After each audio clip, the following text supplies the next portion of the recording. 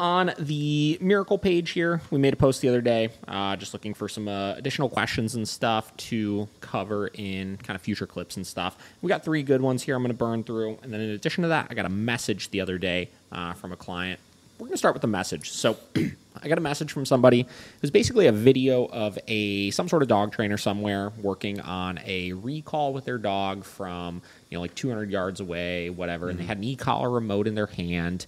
Okay. And then there was a clip right after that one of some positive-only trainer doing a recall from 200 yards away with their dog. Like, you can get the same results without the e-collar, train humanely, this, that, blah, blah. And the interesting thing to me is in both of those videos, the recall that they were doing with the dog from 200 yards away was in the middle of nowhere. There's nothing going, like huge open field, no other people, no other dogs, no other distractions. So let me just, because I was asked it, as I ever said, this might be a interesting conversation because this particular positive-only trainer has been essentially posting all these bashing things on, whatever, e-collar trainers, this, that.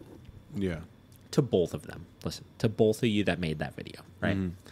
There's no distractions. Yeah, for sure. Of course you could train it that way in a positive fashion without any distractions, right? And listen, you could probably proof it pretty damn well also with some distractions without an e-collar there. But fact of the matter, plain and simple, the reason we use e-collars, the reason we condition e-collars is because there are competing motivators out there.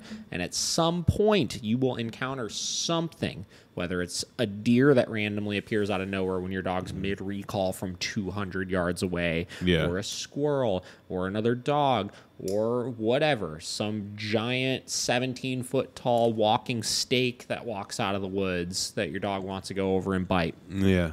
That if you encounter that situation and you're working on those types of things off leash in an environment, when you do not have a way to tell the dog that thing you want more than coming to me right now, you can't go to, you are setting yourself up for failure. I've told these stories many times before, but there are 2 particular things that stick out off the top of my head as far as encounters I ran into. Now, I would consider Vinny and Vera both extremely food motivated and extremely toy or ball motivated. Like these dogs will basically do anything on the face of the planet for toys or balls. Yeah. Right.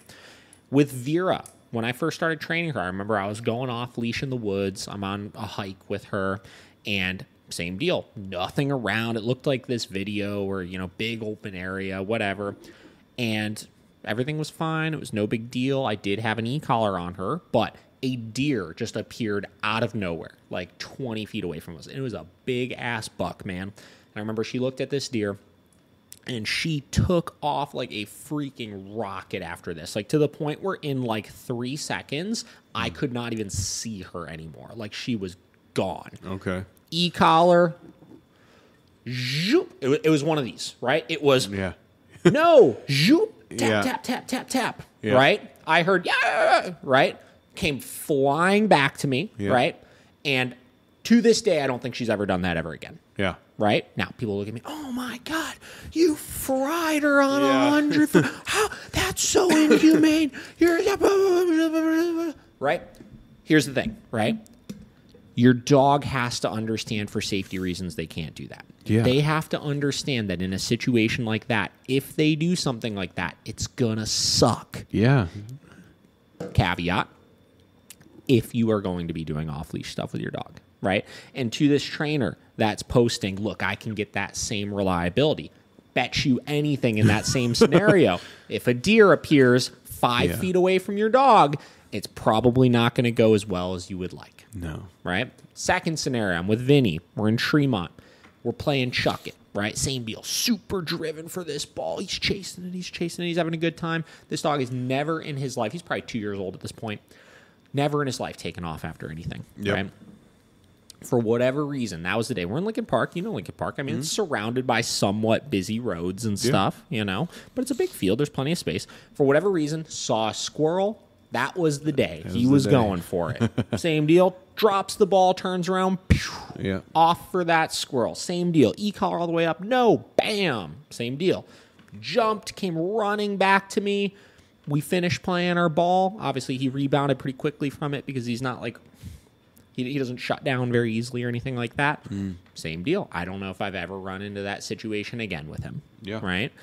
So again, competing motivators are a real thing, right? You can't compare dogs and zoo training and all this kind of stuff to dog training and positive reinforcement and all that because we don't have control over the environment around us. Yep. And if we want to live the best possible lives with our dogs, which is allowing them to be able to explore and run and play and be off leash and go for hikes and this and that without needing them tethered to us from 6 feet away at all times, you have to make sure you have the ability to stop those things. Because I do not believe that you will ever be able to achieve that level of reliability without it. So that's all I have to say about that video. A lot of people talk about that. And then this is another point I was thinking about the other day. We talk a lot about getting your dogs to different environments and making sure they're going to be reliable and giving them, a fulfilled life through environmental socialization and all this kind of stuff. Yeah. I genuinely feel like, because I feel like a counter argument to everything I said just now is, well, you should only let your dog off leash in contained areas then, or you should always have your dog on a long line or this or that. It's like, okay, cool. Well, like how long of a long line are you about to buy? What, 30 feet, 50 feet, right? Like I've seen 50 feet long lines before that first off are the biggest pain in the ass in the world to get, right? But here's the thing.